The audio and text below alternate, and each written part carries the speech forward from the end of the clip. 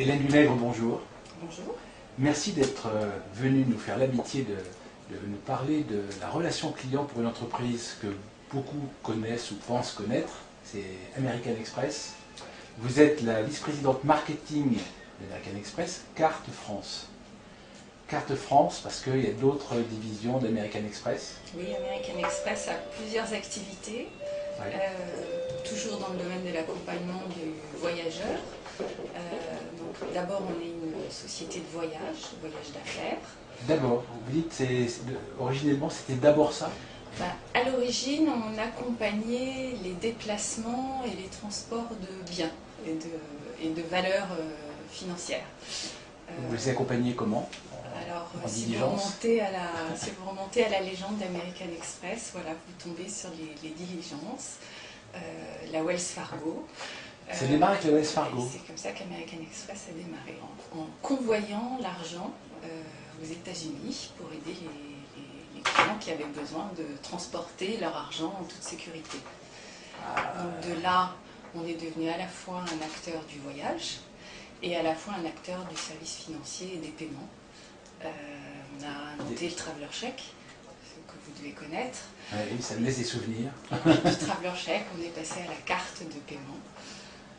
Mais donc une très vieille société avec plus de 160 ans d'existence. Ça fait partie du club des centenaires, qui n'est pas si important finalement. Donc, une entreprise qui aujourd'hui a deux activités principales, le voyage et l'argent. On répartit ça en 4 activités, mais vous avez raison. D'un côté, même si les choses se regroupent parfois, d'un côté le voyage, de l'autre le paiement, avec une cible de clients entreprises, donc le paiement pour les entreprises, les grandes entreprises, on parle de carte corporate, et le paiement pour les particuliers et les petites entreprises. Et puis le 4e secteur d'activité, c'est la relation avec les commerçants, qui sont notre autre clientèle. Oui, sans lesquels la première activité aurait du mal à exister. Voilà. D'accord, donc vous avez 4 grands publics en fait. Donc 4 grands publics, et avec un modèle triangulaire dont on parle toujours autour de la carte, puisqu'on a à la fois des porteurs de cartes et des commerçants qui acceptent la carte en paiement. Et alors vous occupez de la partie carte, et donc c'est-à-dire de tout ça, sauf le voyage. C'est ça que ça veut dire? Moi je m'occupe de la partie carte particulier. Carte particulier, donc pas les commerçants. Donc pas les commerçants. D'accord, les porteurs. Les porteurs de cartes particuliers, comme vous et moi dans la vie courante. C'est là qu'il y a le plus de monde quand même. C'est là qu'il y a le plus de monde. Et c'est là peut-être aussi qu'on est le plus connu du grand public, même si beaucoup de gens ne font pas très bien la différence. Ils ont une carte American Express dans leur portefeuille qui leur a été donnée par leur entreprise. Pour eux, ils ont une carte American Express. C'est intéressant que vous disiez qu'il leur a été donné par leur entreprise, parce qu'il y a plein de cartes que les gens prennent tout seuls, non?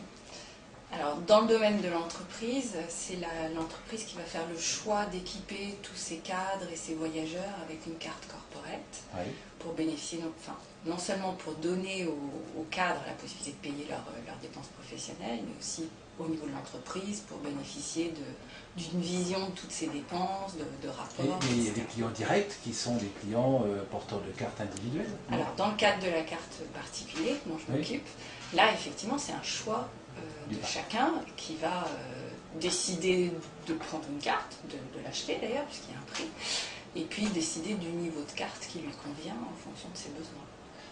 Alors, vous en parlez très bien, ça donne l'impression que vous êtes là depuis longtemps, c'est le cas je crois. Donc vous avez commencé, comment vous êtes arrivé à être vice-présidente marketing?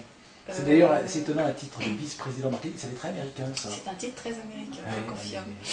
Alors, comment ça s'est passé? Vous êtes passé par les États-Unis ou... Non, j'ai commencé donc il y a assez longtemps, il y a plus de 20 ans, en tant que chef de produit. Et mon premier rôle, c'était de trouver des nouveaux clients sur la carte verte traditionnelle American Express. Vous les trouvez comment? Alors, c'était beaucoup de marketing direct à l'époque, beaucoup de mailing. Déjà un petit peu de parrainage dont on reparlera, je pense, de cette spécificité intéressante. Et l'idée, c'était donc de trouver des clients intéressés par les services de la carte. Et donc depuis 20 ans, vous avez fait votre carrière chez American Express? J'ai fait ma carrière depuis, en alternant les responsabilités sur donc, le recrutement de clients, puis sur la fidélisation. Je suis également passée un temps dans la partie qui s'occupe des commerçants. Puis je suis revenue à la carte particulier où j'ai travaillé dès le début sur le partenariat avec Air France, dans le cadre duquel nous avons un portefeuille de cartes co-marquées. Donc un domaine un peu compliqué finalement, c'est très sophistiqué comme marketing. Non, c'est pas compliqué. C'est en fait on distingue la partie recrutement qui est très commerciale et marketing direct. Et ensuite toute la partie, dès que le client est à bord, et c'est aujourd'hui mon domaine, l'expérience du client, la recherche de sa satisfaction et la fidélisation. Et l'évolution des produits. C'est pas parce qu'il a acheté la carte un jour qu'on ne peut pas l'améliorer dans les années qui suivent. Donc c'est assez classique. C'est une démarche qu'on retrouve sur presque tous les produits. Oui. On va acquérir des clients, puis faire après, ça dépend, il y a des produits de consommation immédiate, mais il faut renouveler. Là, on ne le renouvelle pas parce qu'on a cette carte, on la renouvelle tous les 2 ans, c'est ça? En fait, elle se renouvelle automatiquement, sauf si vous décidez d'arrêter. D'accord. Mais c'est le même support ou on reçoit un nouveau support régulièrement? Il faut distinguer effectivement entre le renouvellement de la cotisation, qui est annuel, oui, et le renouvellement du plastique, qui a une durée de vie limitée et qui est actuellement de 4 ans. D'accord. Au bout de 4 ans, effectivement, vous recevrez une nouvelle version plastique. Alors, qu'est-ce qui est particulier dans votre métier? Qu'est-ce qui est compliqué dans cette relation client? Alors déjà, le fait qu'il y ait plusieurs publics, c'est déjà sûrement un peu pas évident. Oui, il faut penser à tout le monde, mais bon, c'est pour ça aussi qu'on se répartit les rôles. Donc moi, mon principal point de concentration, c'est le client, le porteur de la carte. Ce qui est particulier, on est dans une activité de service, donc par définition, vous disiez, c'est pas un produit de consommation immédiate, c'est un produit de relations qu'on espère de longue durée avec le client. On travaille sur la durée et tout le monde y a intérêt. Et c'est un produit, en fait, American Express, c'est une société qui, dès le début, je vous parlais tout à l'heure des diligences, a travaillé sur les dimensions de la relation client. Non seulement parce que c'est une entreprise de service et que ça va souvent ensemble, mais parce que dès le début, ça a été au cœur de la promesse. Et American Express veut non seulement des clients satisfaits, fidélisés, mais des clients en confiance. Je crois que le mot confiance aussi est très important dans tout l'univers et dans toute la proposition American Express. Alors, il y a plein de questions qui arrivent, parce qu'on dit American Express, c'est un produit ciblé haut de gamme, c'est vrai? Oui, on a souvent une perception un peu décalée. Il y a des cartes haut de gamme, mais il y a aussi des cartes dont l'ambition est tout simplement d'accompagner le client au quotidien et de lui donner le meilleur service possible, y compris quand il va faire ses courses au supermarché. Alors le meilleur service quand on a une carte bancaire, c'est que ça marche, non? C'est que ça marche partout. Tout à fait d'accord avec vous. C'est un vrai sujet. Donc, le premier sujet, c'est le paiement. Il faut que ça puisse fonctionner. Le deuxième sujet, c'est qu'il soit en sécurité. Donc il y a le problème il n'y a pas de carte, il n'y a pas de puce sur les cartes American Express. Alors désormais il y en a, presque toutes. C'est en train de la migration à la puce est en train de se terminer. C'est quelque chose qui a été imposé par la France et les Américains ont suivi, ou parce qu'au départ c'était pas très dans la culture américaine. C'est un changement qu'on a décidé de faire dans le cadre de l'organisation européenne. D'accord. C'était une attente du consommateur? Oui, parce qu'en France, c'est un standard. Oui. Néanmoins, c'est pas parce qu'il n'y avait pas de puce que la sécurité était moins grande pour le consommateur. American Express a toujours pris à sa charge la fraude sur les cartes et toujours réagi avec beaucoup de rapidité. Si vous appelez aujourd'hui service clientèle en disant « j'ai une transaction que je ne reconnais pas », on va tout de suite vous faire un crédit temporaire, le temps d'enquêter, d'arriver à nos conclusions, donc vous ne serez pas pénalisé par la fraude. Donc c'est aussi une entreprise d'enquêteurs. Ah oui, quand on est dans le paiement, on est dans le risque et dans la sécurité, forcément. D'accord. Vous allez nous raconter ça, c'est intéressant aussi. Et donc l'autre point, c'est le fait que la carte elle soit accueillie partout. Et donc ça c'est un enjeu. Donc ça c'est un enjeu. Donc effectivement la carte American Express aujourd'hui en France n'est pas forcément la carte qu'on peut utiliser autant que toutes les autres cartes. Notre objectif c'est que pour le client ça soit la carte préférée. Donc c'est souvent une deuxième carte, il a souvent une carte bancaire par ailleurs. Mais l'idée c'est que chaque fois qu'il peut, il utilisera sa carte American Express. On va parler du programme de fidélisation, qui est une très bonne raison pour ça. Et puis parce qu'il est en confiance avec nous, qu'il aime la relation qu'il a avec nous, qu'il est attaché à cette carte, beaucoup plus qu'à un simple outil de paiement. Donc c'est tout l'enjeu de la France, sachant que l'univers d'acceptation de la carte évolue tous les jours. Qu'effectivement, si on regarde il y a 15 ans, on était plutôt situé dans le luxe, beaucoup tourné autour des déplacements et du voyage.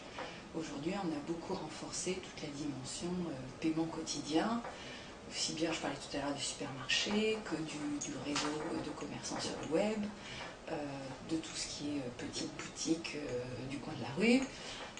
Donc aujourd'hui, notre ambition, c'est que le client puisse l'utiliser quotidiennement. Quand vous dites quotidiennement, c'est important pour American Express que le client l'utilise pour faire ses courses au supermarché, ou est-ce que finalement vous êtes satisfait avec l'idée que c'est une carte plutôt qu'on utilise pour faire des achats un peu importants On veut les deux. On veut les deux. Oui. Ce qui est important, c'est que la carte elle soit toujours en haut du porte-carte. Ce qui est important pour nous, c'est que le client soit à l'aise pour l'utiliser dans toutes les occasions. On parlera tout à l'heure sans doute de valeur financière, j'imagine, mais même d'un point de vue expérience client, plus il nous utilise, plus il pense à nous, et plus donc on est dans la fidélisation, dans la présence à l'esprit et dans la satisfaction. Alors ça, c'est ce que vous espérez ou c'est ce que vous constatez? C'est ce qu'on constate. Parce qu'une carte, c'est un bout de plastique, d'accord? C'est un petit rectangle en plastique qu'on a dans son portefeuille. En général, la plupart des gens considèrent qu'ils en ont trop, ils aimeraient presque en avoir moins. Ça fait des portefeuilles très épais, etc. Est-ce qu'il y a de l'affect? Oui. Oui. Alors à quel niveau?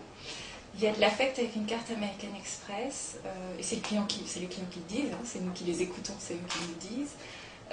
Souvent, on prend une carte American Express quand on démarre sa vie professionnelle ou quand on passe à une étape clé de sa vie professionnelle. C'est un peu comme les clés d'une Ferrari, ça fait bien. Voilà, mais je mettrais plus ça au niveau des clés de la première voiture qu'on achète, parce qu'encore une fois, on ne veut pas attendre, l'idée n'est pas d'attendre d'être au sommet de sa carrière. Et on a des clients qui la gardent au-delà même de la retraite pour tout ce qu'ils vont faire après. Mais est-ce que vous avez le sentiment que la carte American Express, c'est toujours un élément un peu de statut? C'est un élément de statut et de satisfaction personnelle. Je pense que c'est souvent un geste un peu symbolique, une étape. Alors comment est-ce que vous faites constater que c'est mieux? Vous dites on va créer une expérience, c'est-à-dire que quand je vais sortir ma carte dans un magasin, ça va payer normalement, personne ne va me regarder bizarrement, et à la fin je vais partir avec mes produits que j'ai achetés et tout va très bien se passer. À quel moment ça constitue une expérience fantastique, merveilleuse, etc. Alors, la première expérience, je pense qu'on l'a évoqué tout à l'heure quand on a parlé de la puce, hein, c'est la sécurité. C'est savoir, vous savez qu'aujourd'hui il y a de plus en plus de fraudes, c'est savoir qu'avec une carte American Express... On ne sait pas qu'il y a plus de fraudes, on a l'impression que le milieu bancaire n'en parle pas trop, on n'a pas envie de faire peur aux chalands. C'est toujours pareil, le milieu bancaire, tout le monde s'améliore, mais les fraudeurs aussi. Oui, et malheureusement, ils ont toujours un petit train d'avance. Donc je crois que c'est important pour un client porteur de carte de ne pas chercher à comprendre les types de fraude, la technique, etc. Mais en revanche, de savoir que son émetteur de carte est à ses côtés et qu'il pourra toujours appeler à tout moment de la journée notre service clientèle. Donc l'expérience, elle devient riche au moment où je commence à avoir des ennuis? Alors, pas que ça, mais ça commence par là, et encore une fois, on est dans le paiement. Donc le côté sérieux, rigoureux, sécurité est très important. Notre élément de différenciation principal, c'est la fidélisation et le programme de fidélisation. Et quand vous payez avec une carte American Express, vous gagnez des points. On a un programme qui s'appelle Membership Reward sur toute la partie de nos cartes traditionnelles. Et puis, on est associé au programme Flying Blue d'Air France quand on est dans le cadre des cartes co-marquées avec Air France. Le mécanisme est le même, à chaque fois que je paye, quel que soit l'achat, je gagne des points ou je gagne des miles si je suis sur une carte. Ça c'est un peu classique maintenant, parce que la carte des grands distributeurs fait à peu près la même chose, on gagne, on ne sait pas trop ce qu'on gagne, on ne sait pas si ça vaut le coup, on ne sait pas si on en a pour son argent, on ne sait pas si un petit 5% de remise en fin d'année n'aurait pas été aussi bien. Comment est-ce qu'on fait pour que les gens aient le sentiment que ça valait la peine? Donc il faut leur expliquer très clairement ce qu'ils gagnent. Alors, Et qui leur explique? il faut leur parler aussi très souvent de leur programme et leur donner l'occasion de l'utiliser, parce qu'effectivement, je pense que tant qu'un client n'a pas utilisé au moins une fois ses points, il n'est pas forcément convaincu ou conscient de la valeur du programme. Est-ce qu'il y a, là, il y a une espèce d'antagonisme dans vos intérêts. Vous avez presque intérêt à ce que les gens ne consomment pas trop leur prime parce que ça vous coûtera moins. Et en même temps, s'ils n'utilisent pas, ils n'ont pas l'impression du bénéfice. Et donc, du coup, ils finissent. Donc, je peux vous dire qu'on fait tout pour qu'ils les utilisent. Donc, vous faites tout pour qu'ils vous coûtent. Je pense que si on monte un programme de fidélité, c'est pas pour qu'il ne soit pas utilisé. Il faut être cohérent. Donc, si Et on croit à la valeur du programme de fidélité, il faut vraiment pousser les gens à l'utilisation. Dans la réalité, c'est utilisé à combien? Dans la réalité, c'est utilisé très fortement. C'est difficile de vous donner un taux final parce que la particularité de Membership Rewards, c'est qu'il n'y a pas de fin de validité de nos points. D'accord, donc on veut tellement que vous les utilisiez, on ne cherche pas du tout à les faire disparaître à votre insu au bout d'un certain temps. Donc on a des clients qui vont les utiliser tous les ans, mais on a des clients qui vont attendre 5 ans parce qu'on a aussi un catalogue de cadeaux extrêmement large qui peut aller de cadeaux à quelques milliers de points, mais qui peut aussi vous permettre d'avoir des billets tour du monde si vous le souhaitez, ou on a des partenariats avec des marques prestigieuses, on peut acheter une partie de sa voiture avec des points. Est-ce que tout ça a un coût? Parce que probablement oui. Bien sûr. Est-ce que pour le commerçant, parce qu'on a le commerçant aussi qui est un élément du jeu qui est important, est-ce qu'il va favoriser telle ou telle carte, probablement en fonction de ce que ça lui coûte à lui? Le commerçant qui comprend bien la valeur des cartes American Express devrait favoriser la carte American Express, parce que nos clients aiment tellement leurs cartes qu'entre deux commerçants qui vont vendre plus ou moins la même chose, nos clients cherchent d'une part dans la vitrine à voir s'il y a la marque American Express, et d'autre part nous disent clairement au sein de toutes les enquêtes que lorsqu'ils ont constaté qu'un commerçant ne leur permet pas de payer avec la carte American Express, la fois suivante, ils auront tendance à favoriser un autre commerçant.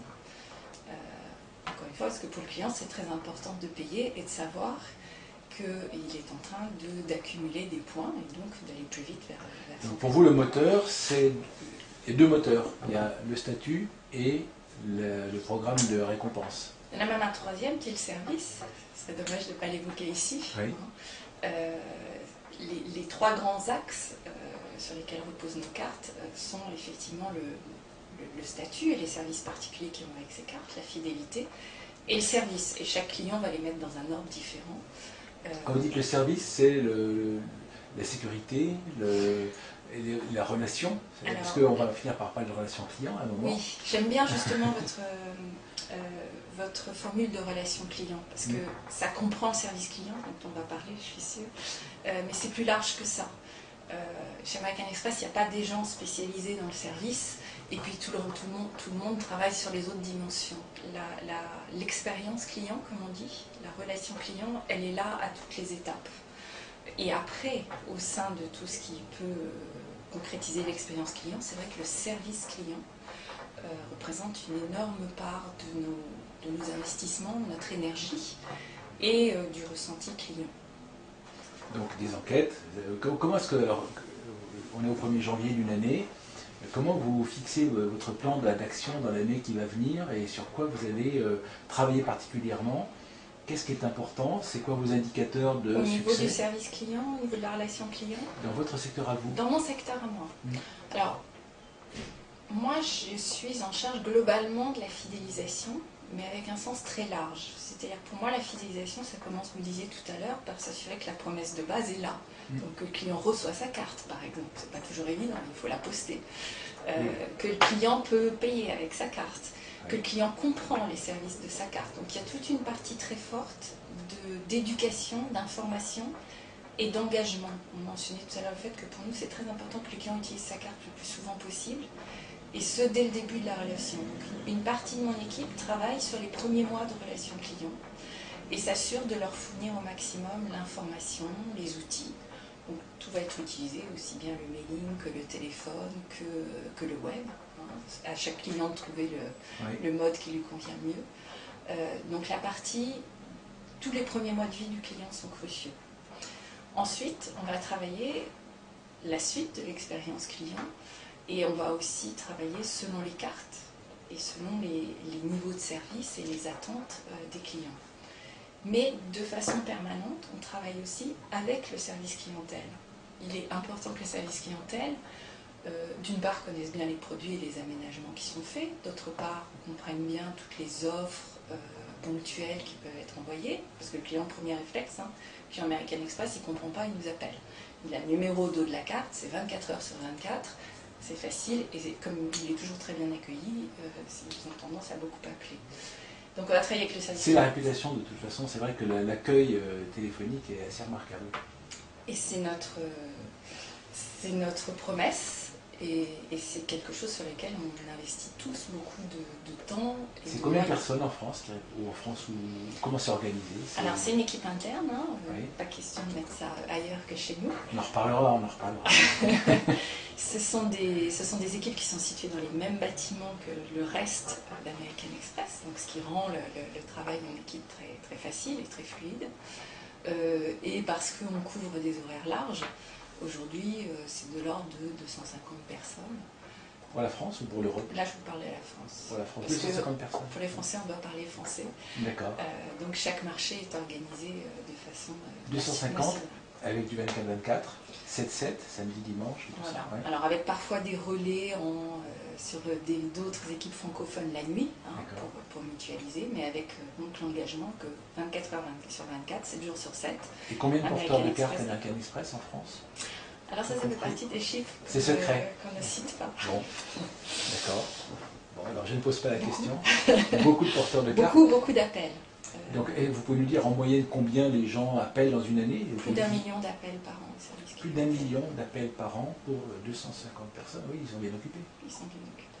Et c'est des appels qui ont toujours la perte, le vol, les choses comme ça? Ou c'est sur les services, sur les consommations, mais pas seulement, la fidélisation? Les clients appellent beaucoup. Les clients appellent quand ils ont une question sur leur relevé. Les clients appellent quand ils ont une question sur le service.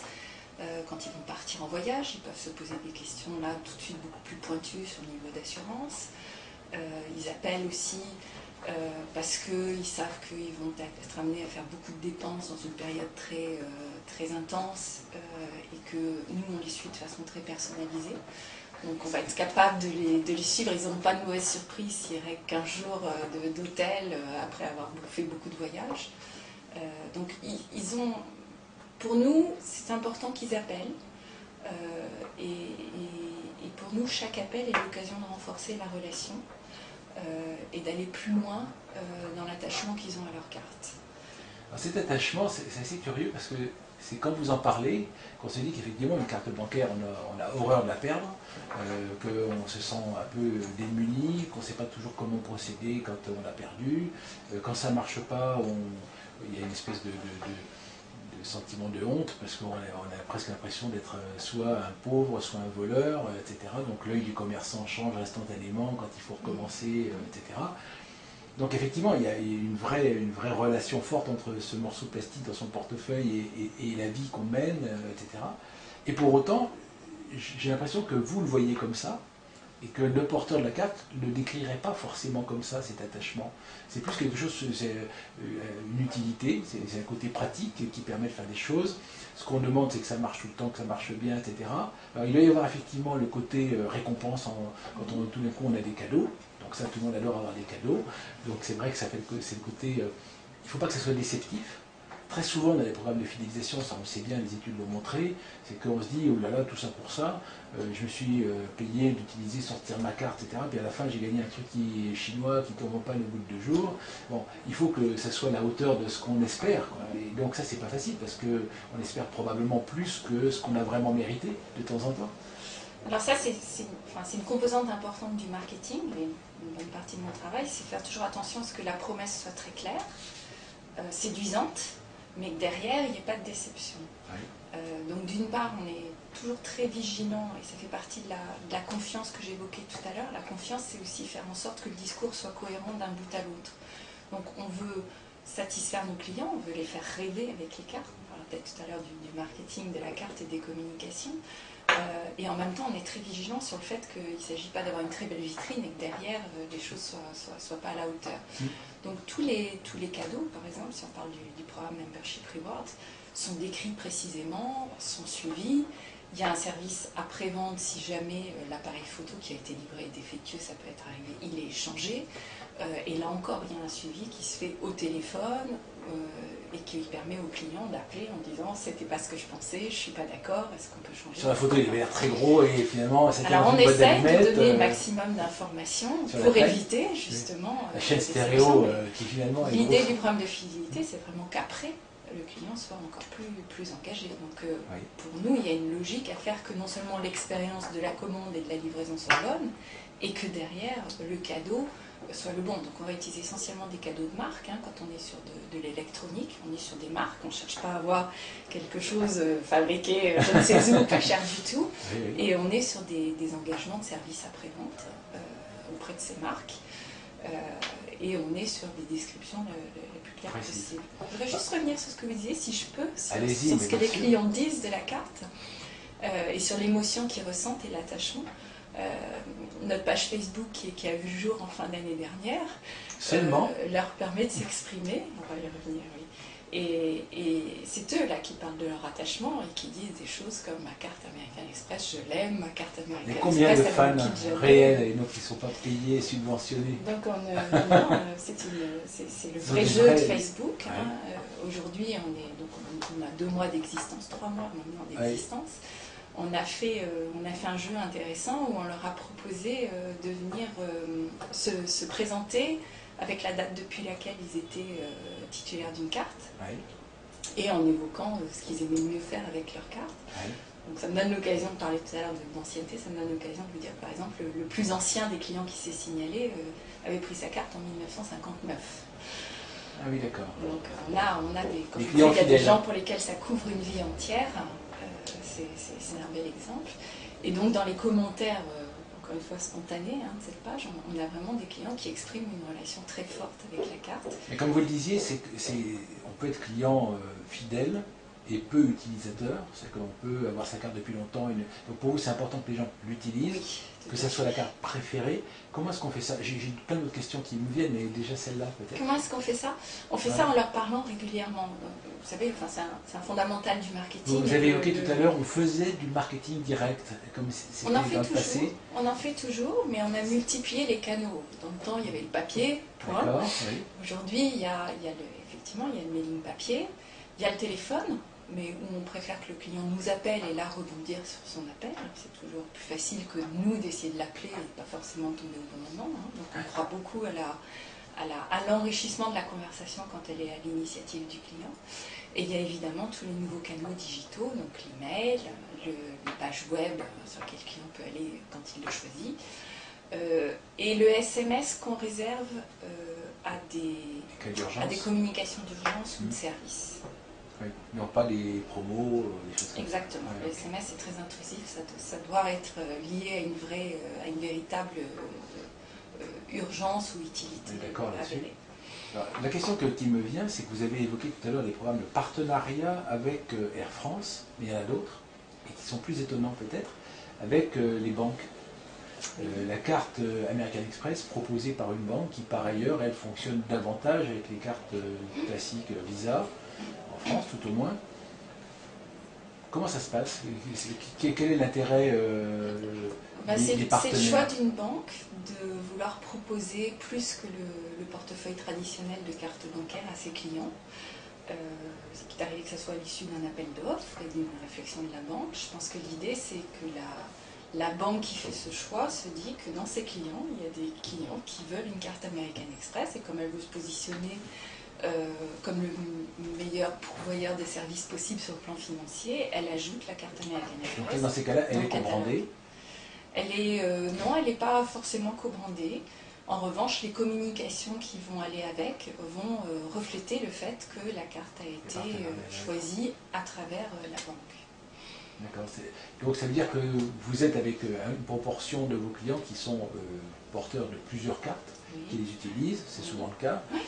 D'abord, surtout sur une clientèle haut de gamme qui voyage et des pays où telle carte est plus prise qu'une autre, etc. Oui. Donc du coup, il faut jouer avec ça et donc être la marque préférée, enfin la carte préférée. La carte préférée, c'est laquelle?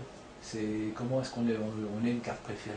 On est une carte préférée quand on a réussi à développer une relation client forte Oui.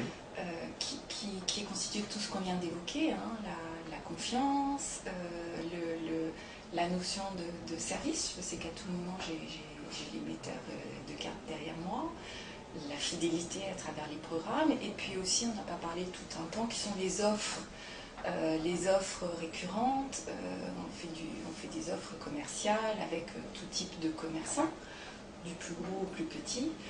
On invite régulièrement nos clients à des soirées shopping privées, où on leur fait bénéficier d'offres. De quelle opération vous êtes la plus fière? Oh là, non, je ne peux pas dire une. Quand vous êtes porteur d'une carte American Express, vous recevez régulièrement des offres dont on essaye de faire qu'elles soient cohérentes avec vos besoins. On va les cibler en fonction de votre usage de la carte. Donc si vous êtes un grand amateur de bonne chère, vous allez voir régulièrement des offres dans le domaine de la restauration. Si vous avez une carte très haut de gamme, vous allez bénéficier de notre programme qu'on appelle Fine Dining. On a une table réservée dans la plupart des grands restaurants tous les jours pour nos titulaires. Donc ça permet de ne pas avoir l'angoisse de la file d'attente et des semaines d'attente pour avoir une table. Si vous êtes un grand shopper et que vous allez beaucoup dans tout ce qui est vêtements, vous allez recevoir régulièrement des invitations à des soirées privées, à des préventes ou pré-soldes ou collections privées. Si vous aimez voyager, forcément vous recevrez des offres liées à l'hôtellerie ou au voyage. Donc vous créez un univers peut-être davantage que d'autres cartes, c'est comme ça que vous le voyez? On est très présent et très régulier dans la communication d'offres, avec un gros effort sur la valeur de ces offres. Ça ne nous intéresse pas de communiquer un jus d'orange offert au petit déjeuner. L'idée, c'est que si le client reçoit une offre, il est réellement une vraie valeur. Après, il décide d'y aller ou pas, parce qu'il est très bouquet, très occupé, mais après, il a reçu une véritable offre. Les enjeux clés pour vous? Alors, à travers ces offres, on atteint deux objectifs. Le premier, c'est effectivement d'animer l'expérience du client sur la carte. Mais en parallèle de ça, c'est la promesse qu'on fait aux commerçants d'accéder à une cible de clients qu'on mobilise facilement avec des outils marketing sophistiqués. Pour un commerçant aujourd'hui, c'est énormément de valeur de pouvoir communiquer à une cible en sachant que c'est ciblé en fonction des centres d'intérêt, en fonction des utilisations passées. Et pour un commerçant, c'est que ce soit pour faire connaître une nouvelle collection, un nouveau point de vente, animer les ventes avant des périodes clés type Noël, etc. C'est très important de pouvoir accéder aux cartes American Express et monter les promotions. On est comme un consultant marketing, si vous voulez. On est à la fois un consultant et un pourvoyeur de cibles et de médias. Là, on touche un peu à ce qui se passe avec les réseaux sociaux qui offrent un service de partage, d'échange, de communication, et qui en même temps se voient comme des vendeurs d'informations marketing. C'est un peu ce que vous êtes aussi. C'est ce qu'on est. On l'a même été avant. Oui. Et curieusement, on en parle beaucoup à propos de Facebook en disant mes données personnelles, elles sont sur Facebook, elles peuvent déménager, être transmises, vendues, etc. C'est pas tellement une chose à laquelle on pense à propos des cartes bancaires. Alors, on est très, très vigilant sur les données. C'est-à-dire, vous ne recevez du marketing et des offres que si vous nous avez dit j'accepte. On a des clients qui font le choix et qui peuvent le faire à travers le web, le service clientèle à tout moment, de ne pas recevoir autre chose que les communications dites de service, c'est-à-dire celles qui vont vraiment avec le fonctionnement de base de votre carte contre relevé de compte et toute information importante. Le reste du temps, c'est le choix des clients. Y compris, on peut aller jusqu'à personnaliser ses choix en fonction des sujets et des médias. Donc on pourrait très bien dire, je préfère être contacté par email et je suis très intéressée par les offres qui concernent les boutiques de détail. Donc on fait très attention parce que les données clients, effectivement, on est dans une période où il y a un peu des excès sur la façon d'utiliser. Et outre que c'est réglementé, donc on est très respectueux de la loi, au-delà de ça, je parlais de la confiance et de l'expérience client, c'est important que le client soit satisfait de la façon dont on utilise ces données. L'autre chose, excusez-moi, c'est que vous nous compariez à Facebook et aux réseaux sociaux.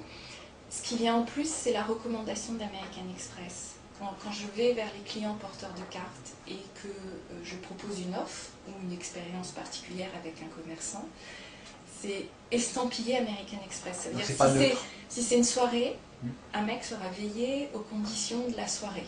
Si j'ai promis avec le commerçant un service, par exemple, on fait des soirées ou des week-ends particuliers dans des centres commerciaux, où on va proposer des services de voiturier, etc.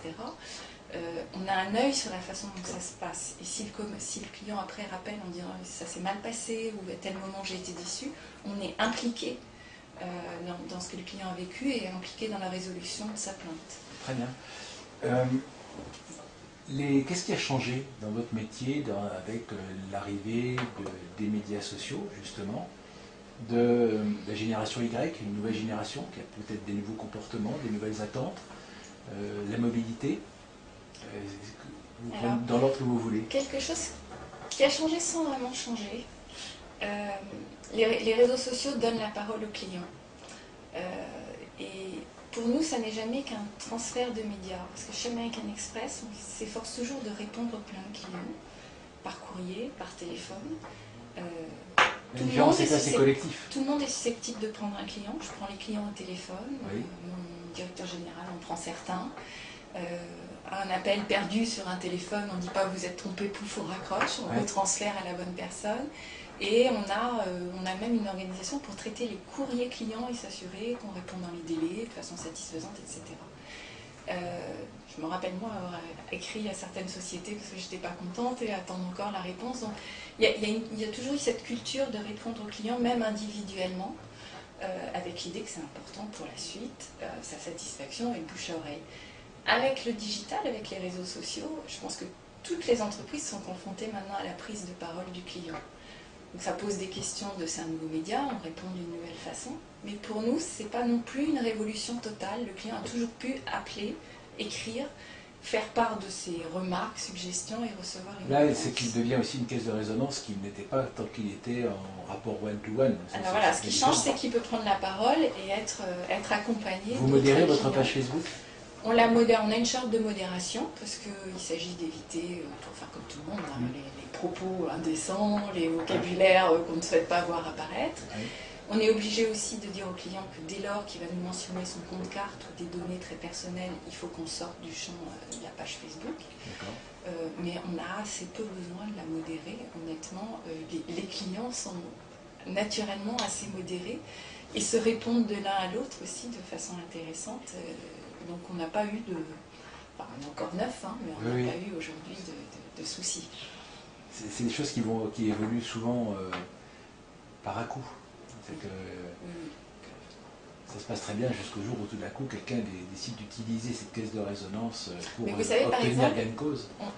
Ça nous arrive régulièrement de rappeler un client plutôt que de répondre à son courrier. Oui. Et le simple fait d'appeler un client, lui dire voilà, je suis en charge du marketing, je suis en charge du produit, je suis en charge du service clientèle, vous avez écrit, vous n'êtes pas content, expliquez-moi. Ça change beaucoup. Ça change beaucoup la façon dont le client s'exprime et dans le client comprend la résolution. Ce qu'il attend de toute façon, c'est que quand des gens en font davantage que nécessaire, c'est parce qu'ils craignent que si juste ils expriment une plainte normalement, personne n'en tienne compte et qu'il leur arrive ce qui vous est arrivé, des réponses qu'on attend et qu'on ne reçoit jamais.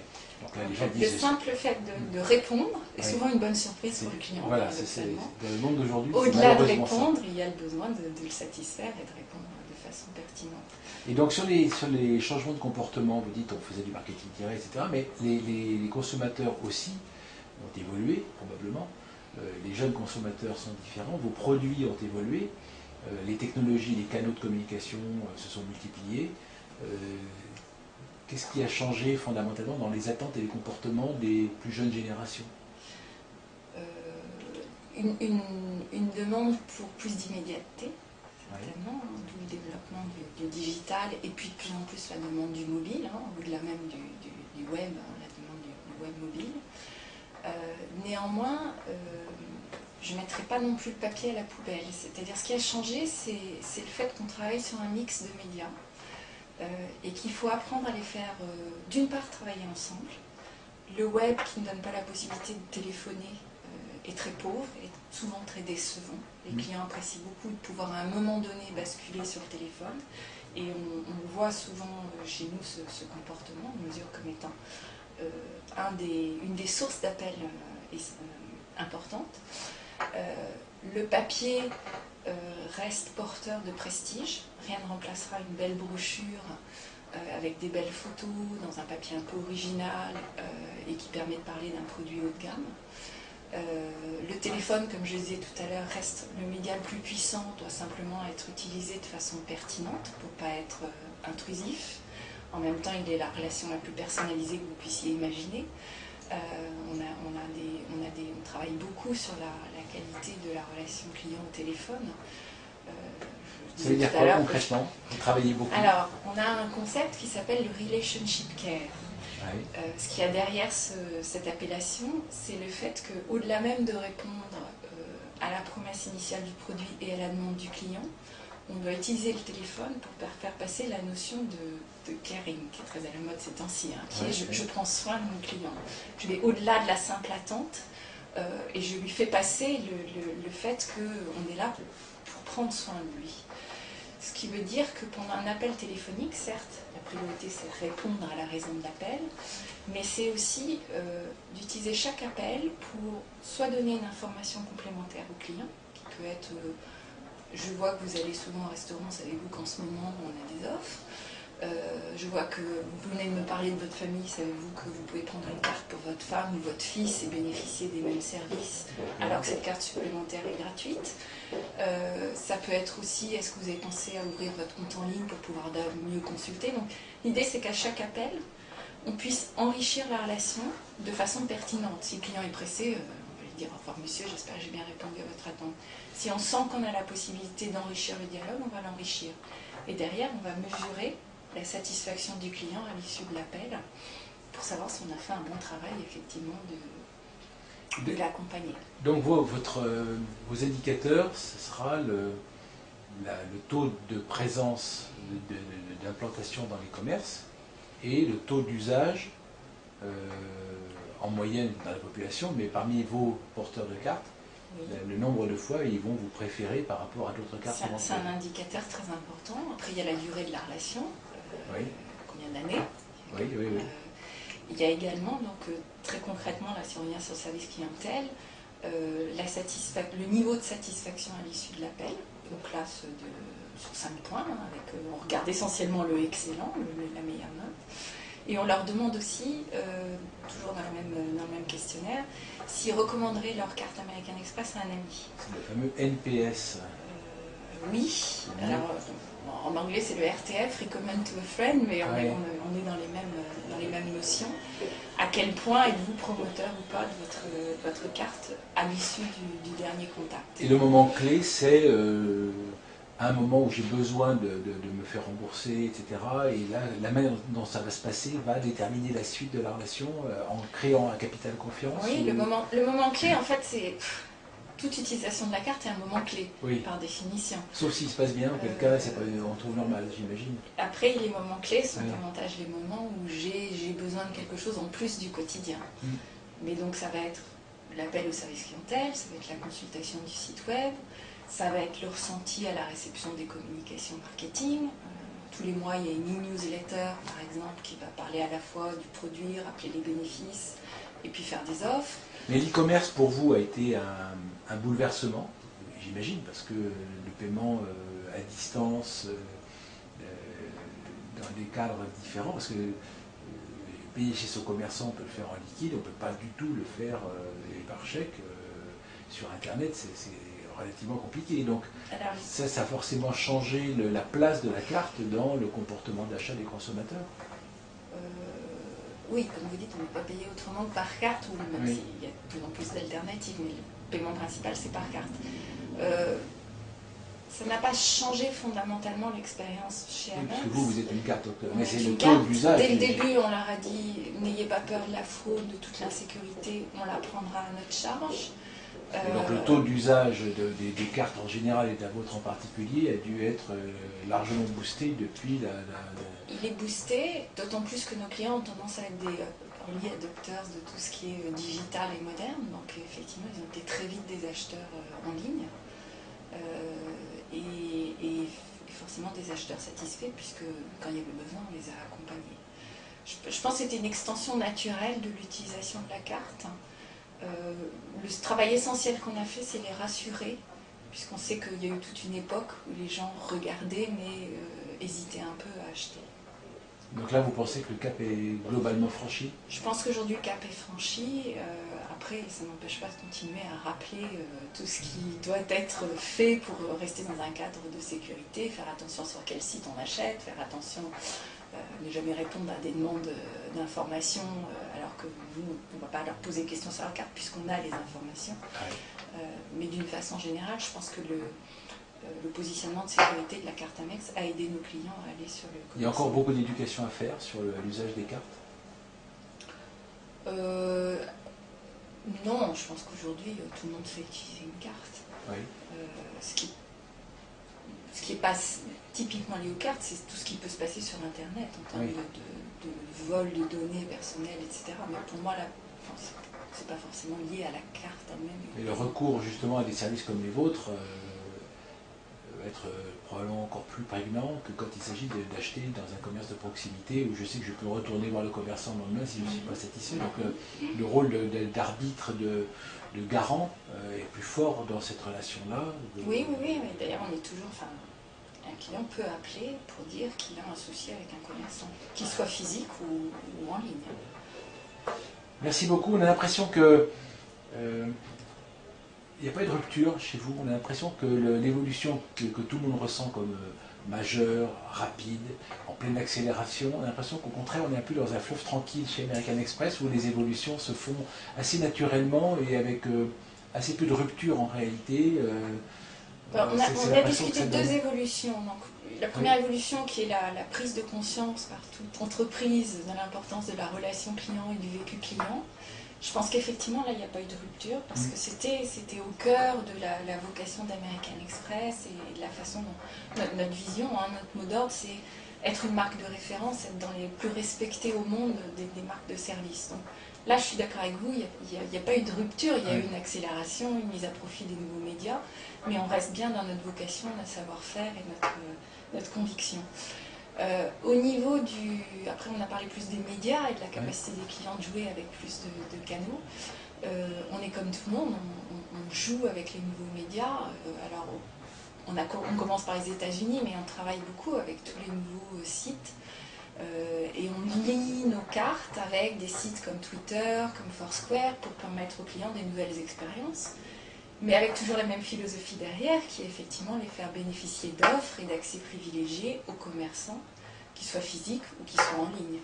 Donc là, on accélère, on change les modes, mais la philosophie derrière reste la même. On met en contact des clients, porteurs de cartes, avec des commerçants. On donne l'opportunité aux commerçants d'atteindre nos porteurs de cartes. Avec toujours cette notion d'être un peu la caution du système. Exactement. En disant que si vous êtes là, c'est que ça devrait bien se passer. C'est qu'on a trié et qu'on encadre et qu'on c'est pas simple probablement aujourd'hui parce que le commerçant il est mondial, il est implanté partout potentiellement avec des relais qu'on ne maîtrise pas toujours, c'est pas simple. Ça demande du temps et ça demande des gens qui s'impliquent, ça ne peut pas être tout automatique et marcher juste avec je rentre le truc dans la machine.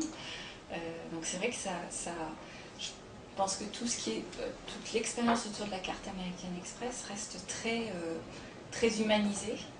Je ne sais pas si on a dû prononcer le mot, mais je pense qu'on recherche une relation un peu émotionnelle avec le client. Et pour ça, derrière, il y a des équipes qui se mettent à la place du client, qui se projettent dans l'expérience client et qui veillent à la réalisation des offres et de la promesse. Merci beaucoup, ça donne confiance, je trouve, c'est le mot qu'on peut conserver. On a l'impression que nos petits sont bien gardés, en gros, si on peut dire les choses comme ça. Petits, vous pouvez nous envoyer vos petits, exactement, on s'occupe aussi des enfants à partir du moment où ils sont majeurs. Merci beaucoup, à bientôt. Merci.